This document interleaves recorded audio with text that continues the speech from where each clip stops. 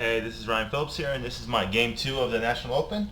My opponent in this game was a familiar opponent for me. I played him twice before. I believe it was National Open 2 years ago or so, 3 years ago, and then I played him after that, Carl Woebcke. I had lost one and drew one. I was black both games, and it was So's and Sicilian both games. The first time I lost to him was in round six of a tournament, and I had a bad tournament, so I guess my heart wasn't really into that game. Um, I I got a. It's funny, like sometimes you play the opening poorly and you get a lost position, and then your opponent like really struggles to finish you off just with really bad moves, and you're like, man, if I just would have played better in the opening, I could have beaten this guy. So even though I lost him in the first game, I didn't think he was a better player than me by any stretch. I think I'm a better player than he is.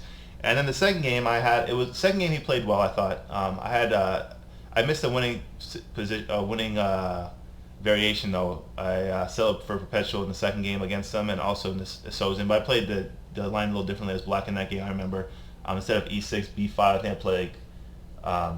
think I played an early like knight d7 c5. I think even before e6 maybe. No, maybe I played e6 and then knight b d7, which is actually fine. I mean that used to be the main line in the Sozin. I think in the Kasparov Nigel short match that David Lucky was showing us this last week, that was the variation. I know b5 though is considered like an improvement over that variation, I think.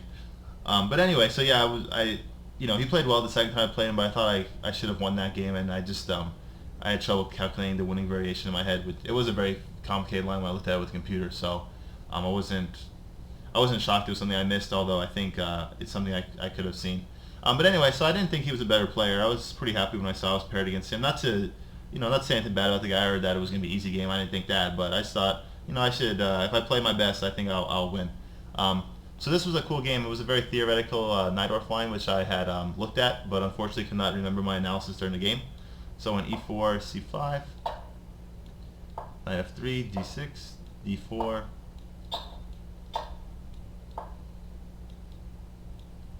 So yeah, it's all typical Najdorf, of course. And then, yeah, so I guess like challenging my own beliefs. Someday I should not just play bishop g5. And I don't know. I guess I think over the chessboard I'm consistent maybe to a fault sometimes. So maybe playing like the same variations over and over is not the best way to improve. But I guess I know it in this kind of a tournament setting. I felt comfortable playing this variation. So f4. So this is kind of already now we're getting into kind of some different territory. According to my database, according to Rivka's database, knight bd7 is actually played more commonly than bishop b7, which surprises me because I faced bishop e7 a lot more than I faced knight b to d7. So anyway, though, he played knight b d7, and the idea is pretty logical, just to save a tempo. You don't have to develop the dark square bishop right now, perhaps. And now that the knight is guarding the other knight, you don't have to worry about double pawn structure, so the queen is free to roam to c7. So normally it goes like bishop e7, queen c7, then knight b to d7. So black's just trying to save a tempo, and usually black is not in any rush to castle in the Najdorf. Usually, so the bishop being on e7 isn't too relevant because black doesn't need to castle immediately. It looks like the idea behind like a6 and e6 is just to kind of stop the knights from getting into d5 or b5, the attacking kind of positions. So the king's safe in the center for now, although white's job is to kind of not allow the king to be safe in the center for too long. So eventually bishop e7 probably will have to be played, but black is hoping to do some better things in the meantime before playing that move. So I just played queen f3, and yeah, this is basically following my game against Zavala from a few weeks ago at the club. I played Zavala so many times I can't remember which game it was. Maybe it was like, I don't know, could have been like 10 years ago. No, but I know it was recent. I'm not sure exactly how recently it was though. So queen c7, castle, b5. And then here the idea is, I believe, after g4, which would be a normal move after bishop e7. Now black could play b4. So in this position, by omitting the one tempo, by not playing bishop e7, black's counterattack gets there a little quicker than white's. So already black has a small advantage. And this is basically kind of what they're hoping for. And then also now maybe, I don't think you can play it yet, but maybe an idea of d5. Maybe you can play it. So now the bishop can maybe naturally get developed to c5. Although I'm not sure if you want to give up the dark square bishop, but maybe you could. So now the bishop has other options besides just going to e7, and you basically save some time. And you have a nice, once you get d5 in for black in the Sicilian, usually equal if you could get it in without incurring a disadvantage. So for that reason, you don't really see g4 here. The main line, I think, computer shows a few main lines, but what I had seen before the game, because I learned from my experience with Jonathan Zavala. I'm trying to remember. In that game I played, e5, bishop b7, queen h3, takes,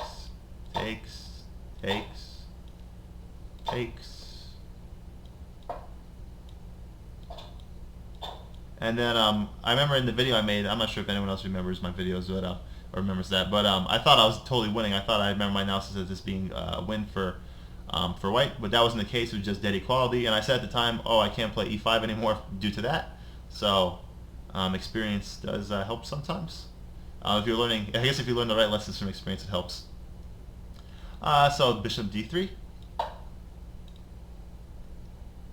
bishop b7. I was a little worried about b4 here. I wasn't really sure how I'd meet this. I guess I had planned to retreat the knight here and then maybe go to g3 or something and push for f5, but I really don't know. I thought b4, even though I don't see this as a main line, I thought b4 would have been a perfectly reasonable move. And actually, this makes me want to take up this line more for black. I mean, I played this on occasion, but if you can get this kind of position as black at the opening, I mean, I didn't really see any way for white to improve. I don't think I made a mistake, so I'm not sure. I'm not sure why exactly black was able to equalize so easily.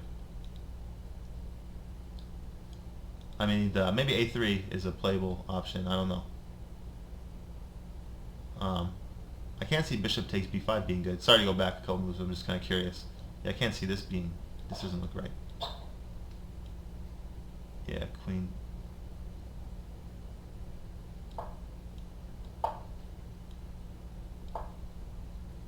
Huh. So rook takes d6. Let's try queen b8 to avoid that possibility. Yeah, so this looks like just winning for black. So yeah, I'm not really sure where white can improve or if how white avoids getting into this kind of equalizing line. Anyway, though, Carl played bishop b7. I played rook he1. And then he played queen b6. So I looked at this when I was looking at Jonathan's game, but not too seriously because I don't think this was the main alternative I looked at. I think I looked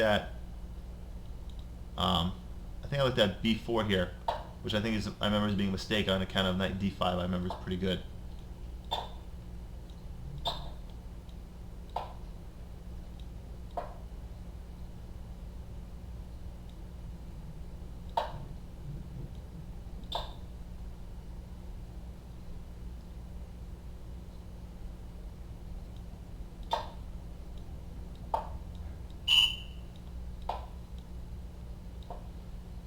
And yeah, I remember this being good for white.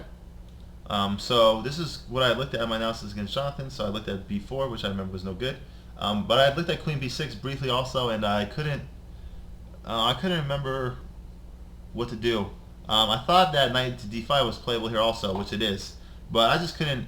I don't know. It felt too risky to sacrifice this without knowing exactly what was going on. Because in order to make the sacrifice, I would also have to see this second sacrifice, knight c6, this is all very hard to find. And basically the idea is that the e file is going to open up, and when that occurs, that's just going to be fantastic for white. So, for example, take, and then here, even though I'm still down a piece, my attack, according to the computer, is just very strong.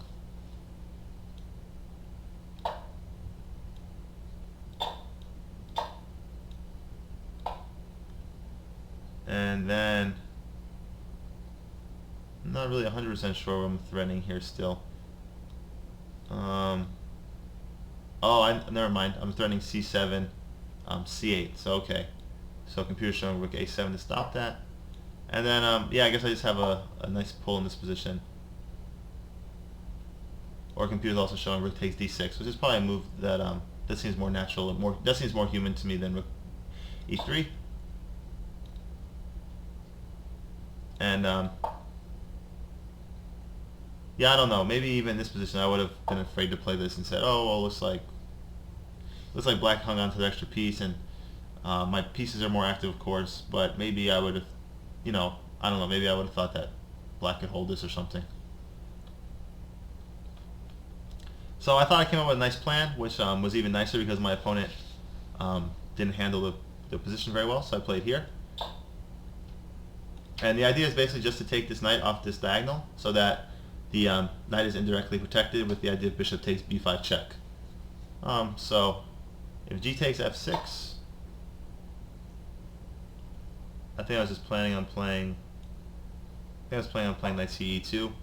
And I thought that I didn't think my position was anything spectacular, but I thought the double pawns might be something for me to attack. So at least I have some ideas of something I could accomplish later on in the game.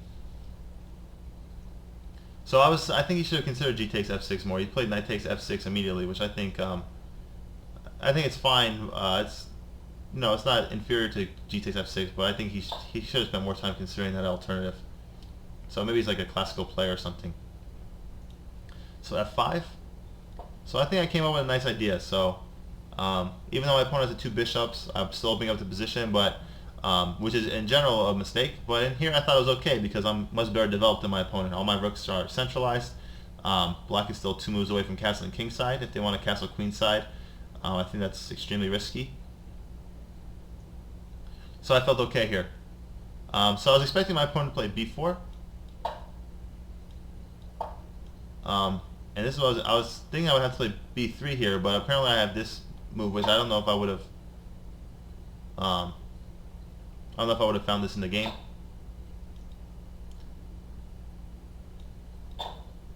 And apparently this is this sacrificial idea is very good for white. So I have this bishop c4 move, just protecting the a2 pawn first, and then I guess knight e6 check looks like a threat. And then takes here.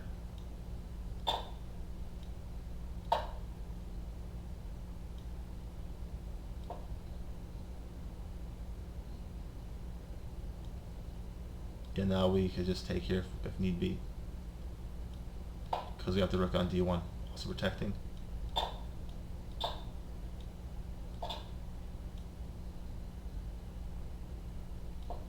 Oops.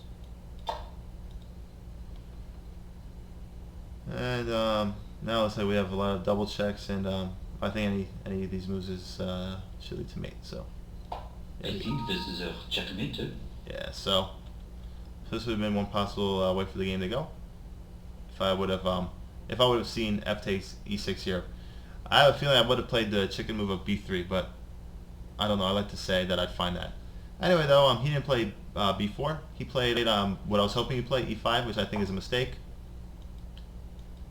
because this allows knight d5. So I don't know if you missed this, and I thought this was also a pretty cool. This is a real cool position. Like for example, if he tries here,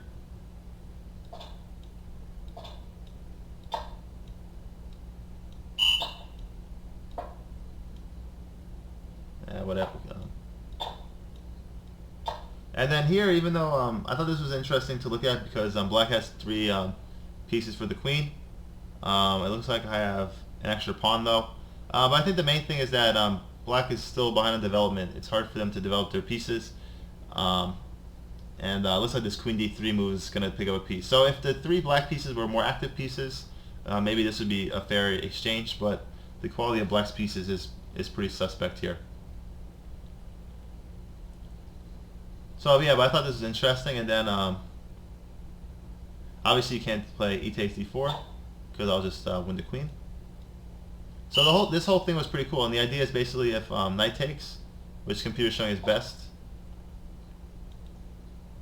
Now the pawn can't take because of the pin on the e file, and if queen takes, then I still have the. If the queen takes, now you can't even. Yeah, so I had this. I thought I had this cool variation as well. So basically, I thought knight d5 was just a very strong move, and I think my opponent kind of collapsed. So he played a very strange move in my opinion. He played bishop takes d5, which I did not care for this move. I didn't really understand the purpose. So now we have what I thought was very funny. We have the same kind of pawn structure I had in game 1. So the pawns on d6, e5, and the pawns on d5, f5. So it was interesting to see the symmetry. I think the difference in this position is I'm much better developed than my opponent was as white in game 1. So it's substantially different. Here, I'm trying to remember. I had a specific threat in mind why the rook should move off this the diagonal of the queen, but I can't recall what my idea was right now.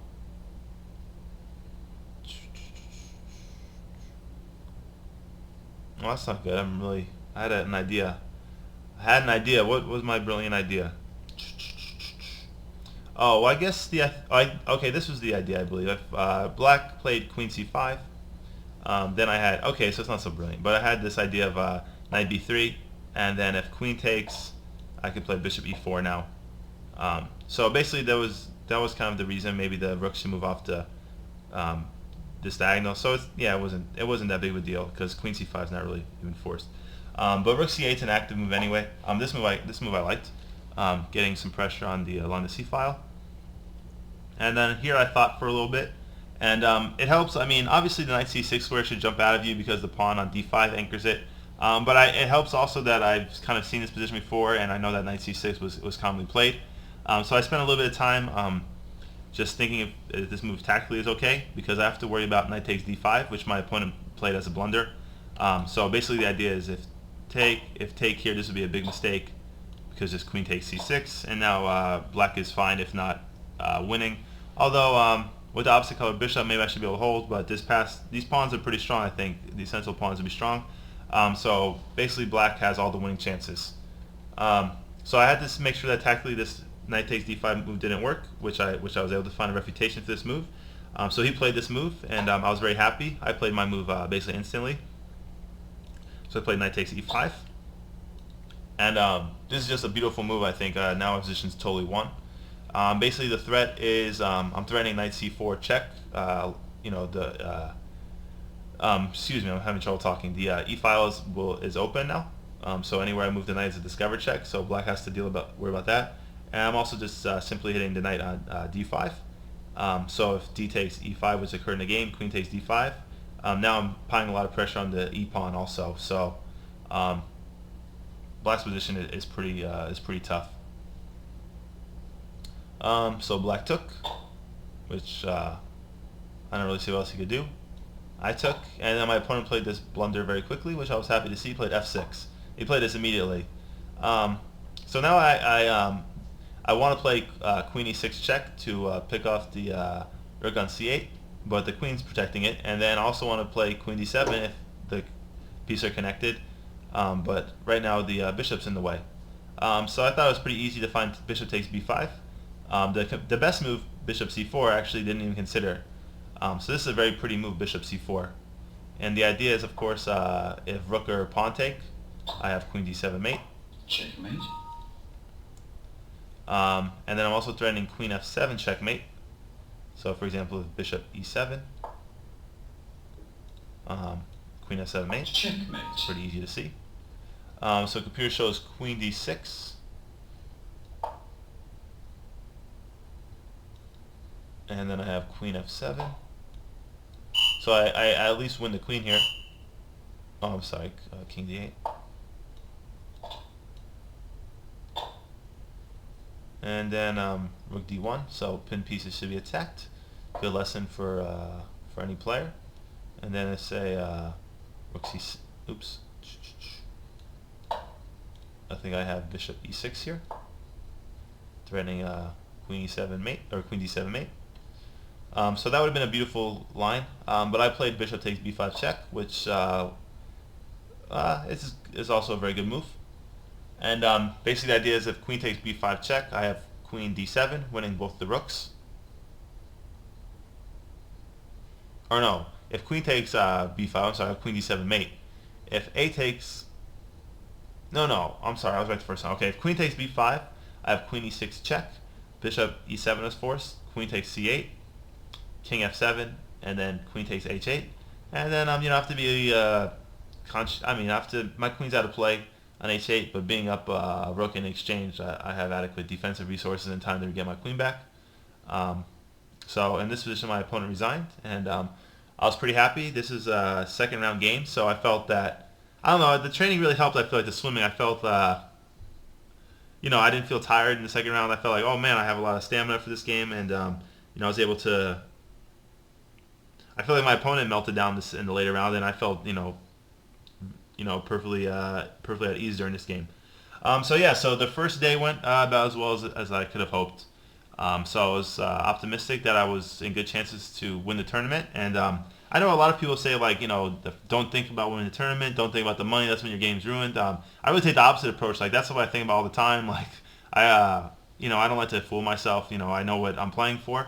And, if you're going to be a chess player, if you're going to play this is basically, for me, this is probably, the bigger, there's not too many bigger tournaments that I'm going to play in my life. Most likely, maybe I'll be wrong. Maybe I'll surprise myself and play in some bigger tournament someday. But anyway, so this is kind of it for me. So I'm not here kidding myself. I know that this is important to me, and I don't try to deny reality. I say, I know that there's an opportunity to win some money in this tournament and have a little bit of prestige in the local chess community, and I'm very aware of all that. I'm not. It doesn't. I don't think it negatively affects my play when I think about that. I think if anything, I might play even better, to be honest. Already after this tournament, I'm thinking, man, I'm in good shape to win the tournament. I understand that I'm keeping things in perspective. Of course, I know that I'm only 33%, a third through with the tournament, and that the matches, the opponents are just going to get tougher because I'm going to be playing other people that have perfect scores or very good scores. I thought I had good chances to play better, to win the tournament. And I think day two I put myself in a good chance to win both my games. So I can't be disappointed with my play in the opening and early middle game stages. I think late middle game and end game, end game was even okay. I think I played end game fine this tournament. I think the late middle game, I've noticed like the efficiency in my play where I don't know if I get like a little tired or I expect my opponent to collapse, and if they keep like putting up resistance, I let up a little bit. But that's definitely an area of my game that I think when I improve on that, that's where my next rating jump is going to come from. If I'm able to do that successfully, I'm going to increase, I'd say, 100 points or so. If I mean that because I think I'm getting good positions in most of my games. So it's just not turning a good position into a draw position or even a losing position sometimes. Just converting that is going to increase my rating substantially. Anyway, though, thanks for watching Game 2. I'll be posting Game 3 shortly, and hope you enjoyed. I tried to make this video a little bit shorter than the first one because the first one had the recap, of course. So hopefully the remaining games will be on this length. Although the game against Tadamata, which was a very good game, and probably Game 4 against, what was his name, Miguel, Juan Miguel Ceballos, will also be a long video since that was a longer game. Anyway, thanks for watching this game, though. Ryan Phillips signing off.